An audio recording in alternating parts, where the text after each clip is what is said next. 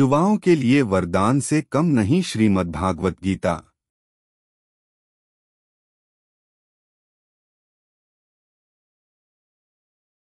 गीता मृत्यु के प्रसंग पर दोहराई जाने वाली धार्मिक क्रिया का हिस्सा भर नहीं है।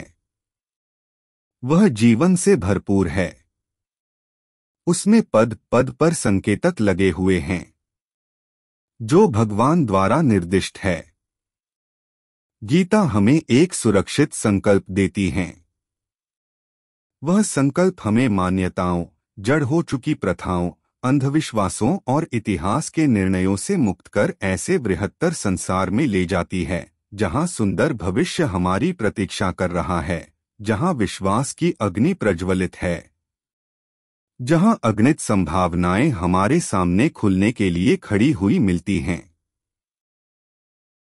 श्रीमद् भागवत गीता भारतीय धर्म और दर्शन शास्त्र के साथ उस अध्यात्म विद्या का भी स्थापित ग्रंथ है जिसने मनुष्य जाति को आत्मा की अमरता का संदेश देकर कर्मशील जीवन की आधारशिला रखी। यहाँ जो बात सबसे अधिक ध्यान देने की है वह है भगवान का उस युवक के साथ संवाद जो निराश है, कर्म से छुटकारा चाहता है और आत्मा संताप से घिरा हुआ उदासीनता के किनारे निढाल बैठा है। यहाँ संकेत यह भी है कि आप चाहे जितने भी नीचे आ जाएं, भगवान आपकी उंगली छोड़ते नहीं। वे अंत तक चाहते हैं कि मनुष्य उनका सहारा लेकर ऊपर उठ जाए।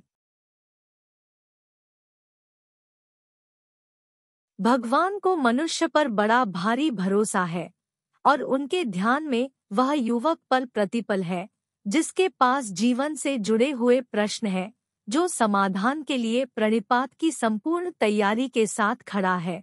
भले वह अंदर से टूट चुका हो, किंतु जिसकी चेतना धुली हुई और जिसका मन अंधेरे में से बाहर निकल आने के लिए छटपटा रहा हो।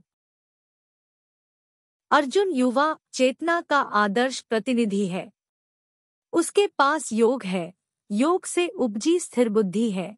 स्थिर बुद्धि के वे परिणाम है जो जीवन को प्रबंधित करते हैं, और वह जीवन कौशल है जो आंतरिक अनुशासन के साथ आचरण की पवित्रता के लिए आग्रह करता है। भगवान के सामने खड़े होने का जो साहस अर्जुन के पास है, अर्जुन होने के लिए केवल धनुर्धर होना ही पर्याप्त नहीं, हृदय का सर्वोच्च शक्ति के प्रति पूरी तरह से खुला होना भी अपरिहार्य है। हृदय का यह खुला होना समर्पण का भाव लाता है।